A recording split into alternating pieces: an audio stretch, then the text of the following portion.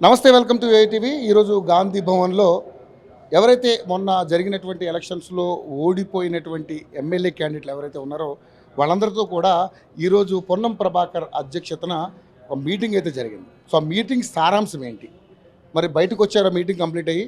So మనతో పాటు రోహిన్ రెడ్డి గారు ఉన్నారు, ఆయన అడుగుదాం. ఎందుకంటే ఆయన టీపీసీసీ సభ్యులుగా ఉన్నారు కాబట్టి ఒకసారి మాట్లాడదాం.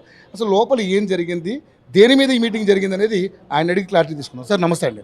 సార్ మీటింగ్ జరిగింది, ఈ మీటింగ్ మీద చాలా రకాల వార్తలు బయట వినపడతా ఉన్నాయి. అంటే ఎవరైతే ఓడిపోయిన క్యాండిడేట్లు ఉన్నారో వాళ్ళందరికీ నామినేటెడ్ పోస్టులు ఇస్తారు అనేది ఆ మీటింగ్ సారాంశం అని బయట ట్రోల్స్ నడుస్తూ ఉన్నాయి. సో మీటింగ్ మీరు క్లారిటీ ఇస్తారు. నామినేటెడ్ పదవుల గురించి ఇట్లాంటి డిస్కషన్ కూడా జరగలేదండి. ఆల్రెడీ కాంగ్రెస్ పార్టీ మా బీఫామ్ ఇచ్చింది, ఆ బీఫామ్ మీద మేము పోటీ చేసినాము. సరే, దురదృష్టం చాతన హైదరాబాద్లో మేము ఒక్క సీట్ కూడా గెలవలేకపోయినాము. దాని మీద జిల్లా ఇన్ఛార్జ్ మంత్రిగా పొన్నం ప్రభాకర్ గారు నేసిండ్రు. జిల్లా మంత్రిగా ఆయన తొలిసారిగా మీటింగ్ పెట్టిండు. అదేవిధంగా కాంగ్రెస్ పార్టీని ఎట్లా బలోపేతం చేయాలి హైదరాబాద్లో కాంగ్రెస్ పర్ఫార్మెన్స్ ఎందుకు తగ్గిందనే దాని మీద సమీక్షించిండు. ఆయన ఒకటే సూచన ఇచ్చిండు, ఏ విధంగానైతే ముఖ్యమంత్రి గారు ప్రభుత్వ అధికారులకు 18 గంటలు మీరు పనిచేయాలి, లేకపోతే ఇంటికి వెళ్ళొచ్చు. కాబట్టి మీరు కూడా కంటెస్ట్ చేసినా మేము ఇంట్లో వండుకుంటామనే కాదు, మీరు అందరూ కూడా ప్రజలలోనే ఉండాలి, ప్రజలతో మమేకమై ఉండాలి. ప్రజలకు ప్రభుత్వం అందజేసే ఏ పథకాలు అయితే ఉన్నాయో అవన్నిటి మీద కూడా అవగాహనకు సదస్సులు పెట్టాలి. మీరు ఇంటింటికి పోవాలి, ప్రజలకు మీతో మమేకమై తిరుక్కుంటా ప్రజలకు గవర్నమెంట్ ఇచ్చే ప్రతి ఒక్క స్కీమ్ని కూడా వాళ్ళకి అందజేసే విధంగా మీరు ప్రయత్నం చేయండి.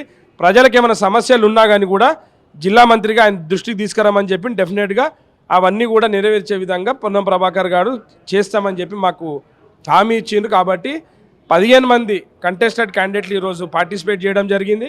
ఆ 15 మంది రేపటి నుంచి 28 నుంచి 6 తారీఖు వరకు జరిగే ఆ కార్యక్రమంలో 6 పథకాలకు ఏదైతే స్కీమ్స్ మేము ఇంటికి తీసుకుపోవాలనో ప్రభుత్వ పరంగా వాళ్ళు అందజేస్తారు. కాకపోతే కాంగ్రెస్ శ్రేణుల్లో మేమందరం కూడా అవగాహన సదస్సులు ఉండి పబ్లిక్కి అధికారుల మధ్యలో మేము ఉండాలని చెప్పేసి ఆదేశించారు. కాబట్టి మేము అవన్నీ కూడా శిరసా వహిస్తామని చెప్పి మేమందరం కూడా పొన్నం ప్రభాకర్ గారికి హామీ ఇచ్చి కాంగ్రెస్ పార్టీని బలోపేతం చేసేదానికోసం మేము ఇవాళ నుంచే కృషి చేస్తామని చెప్పి మేమందరం కూడా మాట్లాడుకున్నాం. రోహిన్ రెడ్డి గారు, చూస్తే పథకాల విషయంలో చాలా రకాలుగా, అంటే ఒకవైపు ప్రభుత్వం కూడా ఏదైతే మన విపక్షం ఏదైతే ఉందో బీఆర్ఎస్ పార్టీ రకరకాల కామెంట్లు మేమే చేయడం జరుగుతూ ఉంది. సో ఇచ్చిన 2 పథకాలు ఇప్పుడైతే అమలు అవుతూ ఉన్నాయి, తీస్తూ ఉన్నాం. కానీ ఆర్టీసీ విషయంలో జరుగుతున్నటువంటి ఏదైతే కొన్ని రకాలైనటువంటి సందేహాలు, దీనివల్ల మళ్ళీ భారం పడుతుంది, లేదంటే ఆర్టీసీ ఛార్జీలు పెంచుతారు, ఇది సక్సెస్ అయ్యేది వ్యవహారం కాదు, ఎందుకంటే మహిళలు జుట్లు బట్టి కొట్టుకుంటున్నారు అనేది రకరకాలుగా వినపడతా ఉంది. సో దీని మీద ఏం మాట్లాడతారు? ఎందుకంటే ఇంకా 4 ఉన్నాయి ఇంకా ఇవ్వాల్సినవి.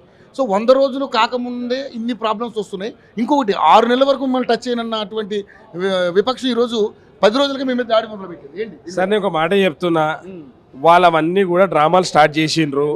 ఏ విధంగానైతే మా రేవంత్ రెడ్డి గారు అన్నారో ఆ డ్రామాలో బయటికి వెళ్తే డ్రామాలు స్టార్ట్ చేస్తాడనే విధంగానే మాట్లాడుతున్నాడు ఆయన కూడా. 10 రోజులు కాలేదు, అంతలోపట్టే వాళ్ళకి అంత అక్కసెందుకు, అంత ఓర్వలేనితనం బయటికి వస్తున్నది. ఈరోజు ప్రతి ఒక్క మహిళ కూడా ఈరోజు ఆనందంగా ఉన్నది. ఆర్టీసీ బస్సులలో వాళ్ళందరూ కూడా అనుకున్న స్థానంలో ప్రయాణిస్తున్నారు. ఎవరు కొట్టలేదు, ఎక్కడో కొట్టుకున్న వీడియోని తీసుకొచ్చి ఇక్కడ పెట్టి వాళ్ళ పింక్ సోషల్ మీడియా అంతా బయట పెట్టి ఏదో మా ప్రభుత్వం మీద బురద జల్లే ప్రయత్నం చేస్తున్నారు. రాష్ట్రంలో నేను అడుగుతున్నాను మిమ్మల్ని, మీరు ఏ సామాన్యునైనా పోయి అడగండి, రేవంత్ రెడ్డి గారి పరిపాలన ఎట్లున్నది అంటే బ్రహ్మాండమైన పరిపాలన ఇస్తున్నాడు. రేవంత్ రెడ్డి గారు వచ్చిన తర్వాత రాష్ట్రం అంతా కూడా ఒక పాజిటివ్ వైబ్రేషన్ వచ్చిందని చెప్పేసి ప్రతి ఒక్కళ్ళు అంటున్నారు. అది తట్టుకోలేక ఇట్లాంటి డ్రామాలు చేస్తున్నారు. కాబట్టి వాళ్ళకి దయచేసి చెప్తున్నా, 100 రోజులు ఓపిక పట్టండి, 6 పథకాలు అమలు చేస్తాం. మీరు 2 మేనిఫెస్టోలు ఇస్తే 100 హామీలు ఇస్తే దానిలో పట్టుమని 10 హామీలు కూడా మీరు నెరవేర్చలేదు. మేము 6 2 ఆల్రెడీ చేసినాం, ఇంకా 4 రెడీ చేస్తున్నాం. కాబట్టి నేను చెప్తున్నా, ఈ 28 తారీఖు నుంచి 6 తారీఖు లోపల మేము ఇచ్చే ప్రతి ఒక్క గ్యారెంటీని కూడా ప్రజల దగ్గరికి వాళ్ళకి అప్లికేషన్స్ అన్నీ పోతాయి. వాళ్ళకి ఏ పథకాలు కావాలనో వాళ్ళు దాంట్లో మాకు రిటర్న్గా సబ్మిట్ చేస్తారు. అవన్నీ కూడా అధికారులు సమీక్షించేసి ఎవరెవరికి డబుల్ బెడ్రూమ్లు కావాలన్నా, లేకపోతే 2500 రూపాయలు రావాల్సిన వాళ్ళకు, లేకపోతే నిరుద్యోగులకు యువకులకు ఎవరెవరు కావాలనో ఆరోగ్యశ్రీ కార్డులు ఇవన్నిటి కూడా లబ్ధిదారులకు అందే జరిగే విధంగా 28 తారీఖు నుంచి 6 తారీఖు వరకు గ్రామ సభలు అయితేంది మన ఈ ప్రజాపాలన దాని ప్రకారం అందరి దగ్గర పోతాయి. అందరి దగ్గర నుంచి మేము తీసుకుంటాము.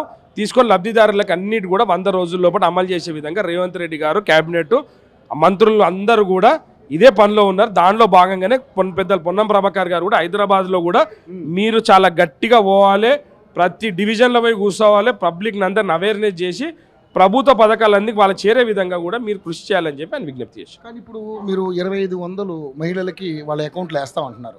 దాంట్లో కండిషనల్ సప్లైస్ ఏమైనా ఉన్నాయా? ఎందుకంటే రేషన్ కార్డు ఉన్న వాళ్ళకి ఉన్న వాళ్ళకి కూడా ఏమన్నా లింకులు ఏమైనా అంటే మెలికలు ఏమైనా పెట్టారా ఏంటనేది చాలామందికి రకరకాలైనటువంటి సందేహాలు. గవర్నమెంట్ వచ్చింది, అధికారులందరూ కూడా అడ్మినిస్ట్రేషన్ మార్పులు చేర్పులు జరుగుతున్నాయి. ముఖ్యమంత్రి గారు ఆల్రెడీ క్యాబినెట్ మీటింగ్ పెట్టిండు. నిన్న జిల్లా కలెక్టర్ల ఎస్పీ స్థాయిలో మా అధికారులతో మీటింగ్ పెట్టిండు. రేపు రేవంత్ రెడ్డి గారు దీన్ని నిర్దిష్టమైన దాని మీద కార్యాచరణ తీసుకుంటున్నారు. క్యాబినెట్ వాళ్ళ దగ్గర ఒక డిసిషన్ తీసుకున్నారు. దాని ప్రకారం లబ్ధిదారులకు ఎవరికైతే ఇస్తామన్నాం మేము ఆ 2500 రూపాయలు ప్రతి మహిళలకు ఇస్తామనే విధంగా అది తప్పకుండా అమలు జరుగుతుంది. దానికి విధి విధానాలు అనేది రేపు పొద్దున వాళ్ళే అమలు చేసి 28 తారీఖు లోపల రిలీజ్ చేస్తారు. ఓకే, సో ఇప్పుడు విభజన చట్టాల్లో విభజన హామీలు కొన్ని ఉన్నాయి. వాటి మీద రేవంత్ రెడ్డి గారు ఈరోజు రేవంత్ రెడ్డి గారు ఢిల్లీకి వెళ్ళిండ్రు. ప్రధానమంత్రి గారితో గట్టిగా పోటీ చేస్తారు. ఎందుకంటే లాస్ట్ టైం మీరు 10 సంవత్సరాల నుంచి కేసీఆర్ మోడీ దోస్తీ గురించి మీకు అందరు తెలుసు. సో ఆ దోస్తీలో భాగంగానే ఆయన 10 సంవత్సరాల నుంచి కూడా కేంద్ర ప్రభుత్వం నుంచి రావాల్సిన నిధులు కానీ వాళ్ళకు విభజన హామీలు కానీ ఎవ్వి కూడా కేసీఆర్ గారు వాళ్ళ మీద ప్రెజర్ పెట్టలేదు. కాబట్టి రేవంత్ రెడ్డి గారు ఊరుకునే మనిషి కాదు. బరాబర్ కేంద్రం నుంచి రావాల్సిన అన్నీ కూడా ముక్కు బిండి తీసుకొని వస్తాడు మన రాష్ట్రానికి. వాళ్ళ జేబులోకి వెళ్ళి ఇస్తలేరు. మన హక్కును పుంజుకోవడానికి రేవంత్ రెడ్డి పోతున్నారు. రేవంత్ రెడ్డి గారి స్టైల్ మీకు తెలుసు. మీరు ఇవ్వకపోతే మళ్ళీ పోరాటం షురూ అవుతుంది. కేంద్రం అయితే ఏంది, ఎవరైతే రేవంత్ రెడ్డి గారు ఊరుకునే మనిషి అయితే కాదు. సార్ ఫైనల్గా మరి మీరు కూడా పోటీ చేశారు. సో స్వల్పంగా ఓడిపోవడం జరిగింది. ఏంటి మరి నెక్స్ట్ మీకు ఏమైనా నామినేట్ పోస్ట్ ఇచ్చి మిమ్మల్ని ఎమ్మెల్సీని చేసి ఆ విధంగా కార్యక్రమాలు జరుగుతున్నాయా? లేకపోతే ఏదైనా ఒక చైర్మన్ పోస్ట్ లాంటి అలాంటి ఏమైనా అసలు ఏంటి మీ అందరూ న్యాయం జరిగే అవకాశం ఉందంటారా? సార్ నేను ఒక విషయం చెప్తాను. కాంగ్రెస్ పార్టీ సైనికునిగా 20 ఏళ్ళ నుంచి కాంగ్రెస్ పార్టీని క్షేత్రస్థాయిలో నేను బలోపేతం కోసం కష్టపడ్డా. నా కాన్స్టిట్యున్సీని చేంజ్ చేసినా, నేను అంబర్పేటకు పోయి పోటీ చేసిన. డెఫినెట్గా కాంగ్రెస్ పార్టీని బలోపేతం చేస్తానికి నా చివరి రక్త బొట్టు వరకు కూడా కాంగ్రెస్ పార్టీ కోసమే పనిచేస్తా. కాంగ్రెస్ పార్టీ బీఫామ్ ఇవ్వడం అనేది నాకు చాలా పెద్ద గౌరవము. పార్టీ నాకు పదవులు ఇచ్చినా ఇవ్వకపోయినా నేను పార్టీ కోసం కష్టపడతా. పార్టీ నన్ను గుర్తించి ఏమి ఇచ్చినా, ఏ ఆదేశాలు ఇచ్చినా కానీ కూడా పార్టీ కోసం నేను పనిచేస్తాను. ఫైనల్గా ఆఫ్టర్ పార్లమెంట్ ఎలక్షన్స్ మీ ప్రభుత్వం పడిపోతుంది అని చెప్పేసి చాలా మంది రకాలుగా మాట్లాడుతూ ఉన్నారు. సో ఏంటి వాళ్ళకి నేను ఒకటి చెప్తా, వీళ్ళందరూ కూడా గోడ మీద పిల్లిట్ లెక్క తయారయ్యారు. ఎప్పుడు కూడా ఏమవుతుందని అంటే వాళ్ళ కళ్ళు మంచిగా కావు, డిస్టిక్ కళ్ళు అంటారు చూసినరా. మా ప్రభుత్వం మంచిగా ఉండే వరకు వాళ్ళ సర్కార్ని వాళ్ళు మిగిలిపోయిన ఎమ్మెల్యేలు కార్పొరేటర్లు ఎవరు అయితే మా దగ్గర జుంకుతారేమని భయంతో ఆ గవర్నమెంట్ పడిపోతుంది, ఆ గవర్నమెంట్ పడిపోతుంది అని అంటారు. ఎట్లా పడిపోతుంది అండి? 65 మంది ఎమ్మెల్యేలు ఉంటే గవర్నమెంట్ పడిపోతుందా? అంటే మళ్ళీ లంగ వ్యవహారం స్టార్ట్ చేద్దామని, వాళ్ళ ఎమ్మెల్యేలను కొందామనో లేకపోతే వీళ్ళని కొందామనో ఎట్లా తయారవుతుందండి? 39 మందితో గవర్నమెంట్ ఫామ్ చేస్తారా? పోనీ 8 మందితో ఉన్న ఎమ్మెల్యేలతో గవర్నమెంట్ మీరు అన్నారు కరెక్టే. వాళ్ళకి ఆల్రెడీ 7 ఉన్నాయి.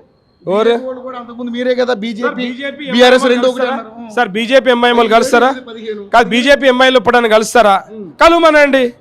కలిసినా కానీ కూడా అంత కావు కదా, 55 అవుతున్నాయి కదా వాళ్ళకు, 54. మీ దాంట్లో కొంటే అమ్ముడు పోవడం 30 మంది రెడీగా ఉన్నారని ప్రభుత్వంలో ఉన్న. సార్ మేము ఒక మాట చెప్తున్నాం, వాళ్ళ ఎమ్మెల్యేలను కాపాడుకోమనండి. ఫస్ట్ మా దగ్గరకు వచ్చే మొదలు వాళ్ళ ఎమ్మెల్యేలను కాపాడుకోమనండి. వాళ్ళ ఎమ్మెల్యేలు పొద్దున్న లేచి నుంచి దొర అహంకారము, 10 సంవత్సరాల నుంచి దొర ముఖమే చూపించలేదు.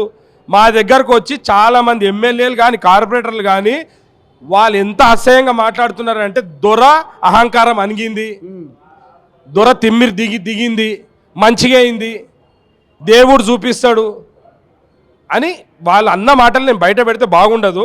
కానీ దొర అహంకారం తగ్గిందనే విషయం వాళ్ళ ఎమ్మెల్యేలకు, వాళ్ళకు ఉన్న ఎమ్మెల్యేలకు సరిపోతుంది. నేను నిన్న ఒకటి చెప్తున్నానండి, ఒక పెద్ద నాయకుడు నిన్న నన్ను కలిసిండు. 10 సంవత్సరాల నుంచి కేటీఆర్ గారు నిన్న టీఆర్ఎస్ భవన్లో మీటింగ్ పెట్టలేదు. ఇప్పుడు మీటింగ్ పెట్టి మీరు అందరు ఎక్కడ పోవద్దు, మనం ఇట్లనే గట్టిగా పోరాటం చేయాలని నిన్న కేటీఆర్ గారు పిలిపించారట. ఒకవేళ అదే వాళ్ళు గెలిచింటే ఇట్లాంటి మీటింగ్ పెడుతుండే వాళ్ళు నా దగ్గరకు వచ్చి చెప్తున్నారు. వాళ్ళ పెద్ద నాయకులు నా దగ్గరకు వచ్చి ఏం చెప్పారంటే ఒకవేళ గెలిచింటే ఇట్లాంటి మీటింగ్లు పెడుతుండే నా కేటీఆర్ 10 సంవత్సరాల నుంచి మా ముఖం చూసిండా. అప్లికేషన్ ఇస్తే మంత్రులు 10 గంట సేపు బయట నిలబడాలంట. అసలు సామాన్య కార్యకర్తలకు అయ్య కొడుకులు ఎప్పుడు కూడా ఒక్కసారి కూడా టైం కూడా ఇవ్వలేదంట. ఇవాళ కార్పొరేటర్లను కూడా పిలిచి మాట్లాడుతున్నాడు కేటీఆర్ అని చెప్పేసి వాళ్ళు అంటున్నారు. అంటే మీరు అర్థం చేసుకోండి పరిస్థితి ఎట్లా అయిపోయిందో వాళ్ళది. అంటే వాళ్ళ క్యాడర్ని కాపాడుకునే పరిస్థితిలో ఉన్నారు. ఇక వాళ్ళు మా దగ్గరకు వస్తారా? సూర్యుని ముట్టుతారా? ముడితే ఏమవుతుందో కేటీఆర్కి అర్థమవుతుంది. అది రేవంత్ రెడ్డి గారు సూర్యుడు అంటే. థ్యాంక్ యూ సో మచ్ అండి.